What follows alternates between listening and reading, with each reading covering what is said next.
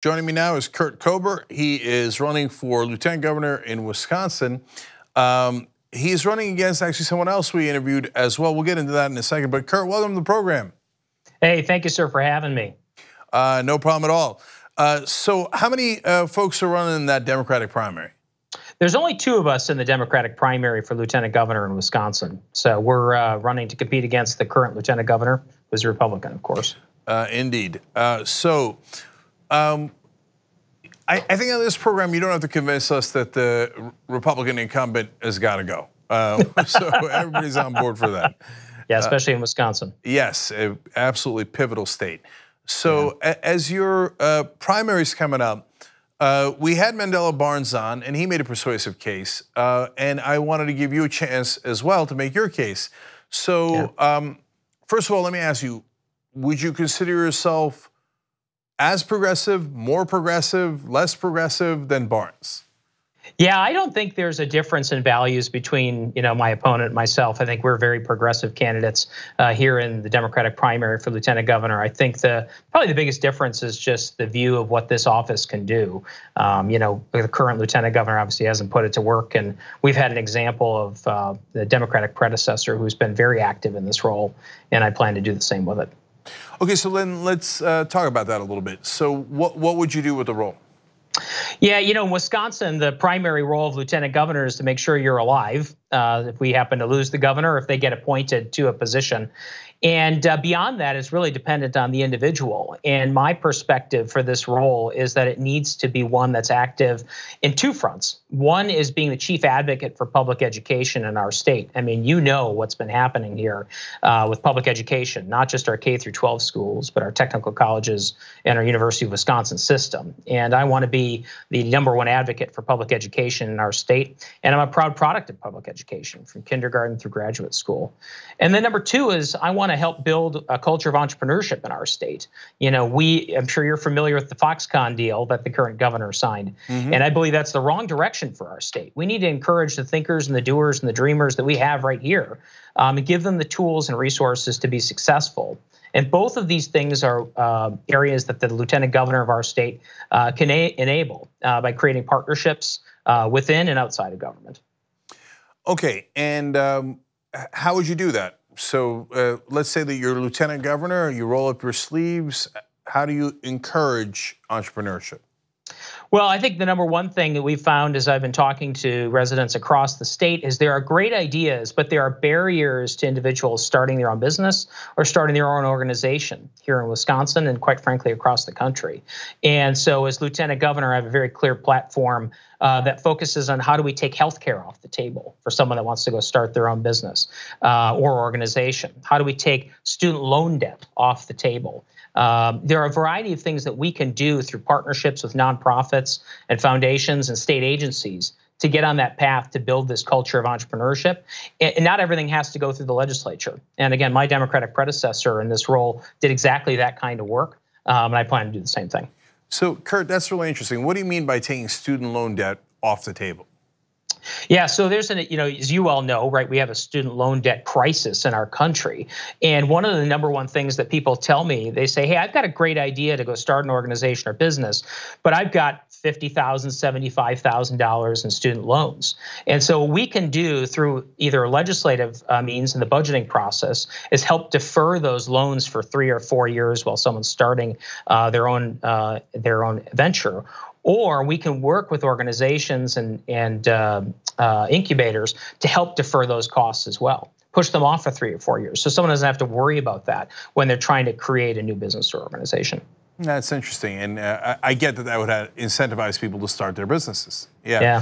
And I think it's important, not only, it's not just businesses, but it's also nonprofits and other things, right? I mean, people have great ideas and the office of lieutenant governor can be a champion for those great ideas around our state. And this gets ultimately to the problem we have in our state, which is we have communities that are thriving and communities that are just melting away. And we really need to create opportunities in all 72 counties for people to create these new businesses or organizations. So, Kurt, you were an entrepreneur before you got into this race, right? So can you tell us a little bit about that?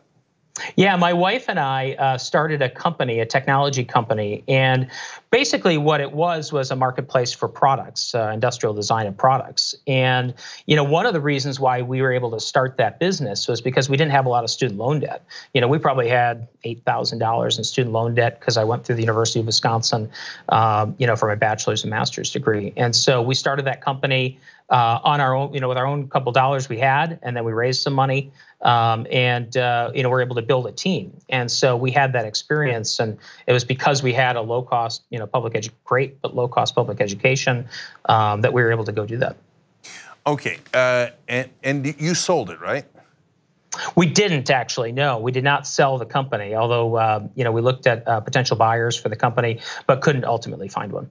Oh, okay, got you. And so let's talk about back to your policies. You have healthcare for all in your priorities. Yeah. Help me understand that. What do you mean by healthcare for all? Yeah, in Wisconsin, we have this program called Badger Care, which is health insurance for lower income and children in particular, children of lower income families. And it's a great program that when you talk to individuals who use it, talk about how easy it is to participate in it once they're in it, and how easy it is to get health services. And my vision is to expand Badger Care in our state to not only help individuals who are jumping off to start their own business or organization and any employee of their organization, but that's just the first step in making Badger Care available to every Wisconsinite, and the fee for it being sliding scale depending on your income. Got you. And how about justice reform? What's your vision for justice reform? Yeah, as you know, we have a real problem here in Wisconsin, not only on the front end, but on the back end. So my proposal for what we do on justice reform in the state of Wisconsin, first of all, is treat health issues as the health issues they are. We put way too many people in prison today because of addictions to substances that are addictive. And so that number one, I believe we need to treat health issues as health issues and make sure people are getting the treatment they need. But also we're putting people in prison for other instances, nonviolent crimes. Marijuana is a perfect example. I support legalization of marijuana for recreational and medicinal purposes. And certainly that will help deal with some of the issues that we have around our justice in our state as well. What's the law in Wisconsin right now? Is medical marijuana legal or no? No, neither medical or recreational marijuana are legal in the state of Wisconsin. And if you look at some of the latest polling, now that's not how I got my position. I've supported it forever. But the state of Wisconsin is now in a place where a majority of people want to see medicinal marijuana legalized, and pretty close to a majority of people want it for recreational purposes as well. Yeah, at University of Wisconsin, though, probably no one's doing it because it's not legal. Right, exactly. Right, including all the people who graduated from University of Wisconsin and now hold positions of power inside the state of Wisconsin. Probably that's right. None of them did that. The University of Wisconsin is known to work hard and play hard, that's for sure. But sometimes when they end up in the state legislature on a certain side, they don't seem to want, remember those times. And then all of a sudden, Badger don't care. Yeah, there you go, exactly. Okay, so how about gun violence? What's your position there, Kurt? Yeah, obviously we have a major issue in our country, and we've seen this happen in our schools. First of all, I don't believe guns belong in schools at all. And what we need to do is make sure that every gun is licensed and it's insured, and a background check is associated with it. I view this issue like I view automobiles, right? Like today, everyone can have access to an automobile. There are certain automobiles that aren't legal on the road today.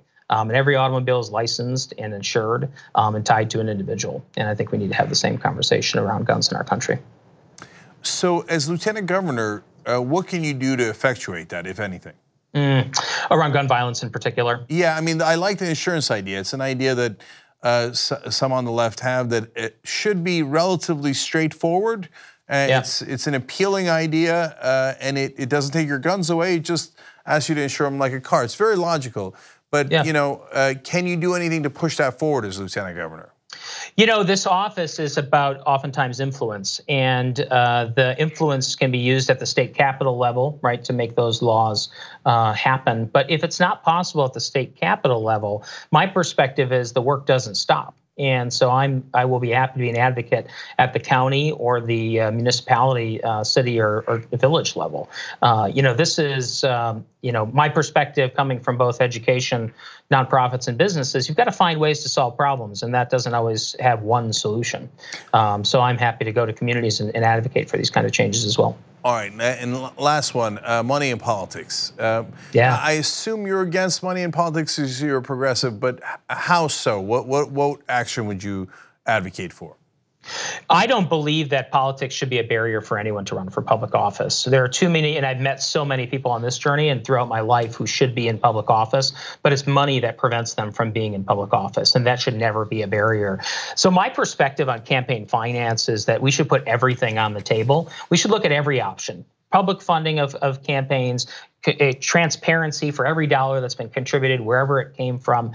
I'm a believer that everything should be on the table, and our goal should be that money is never a barrier for anyone to run for public office, and it's clear where the money's coming from.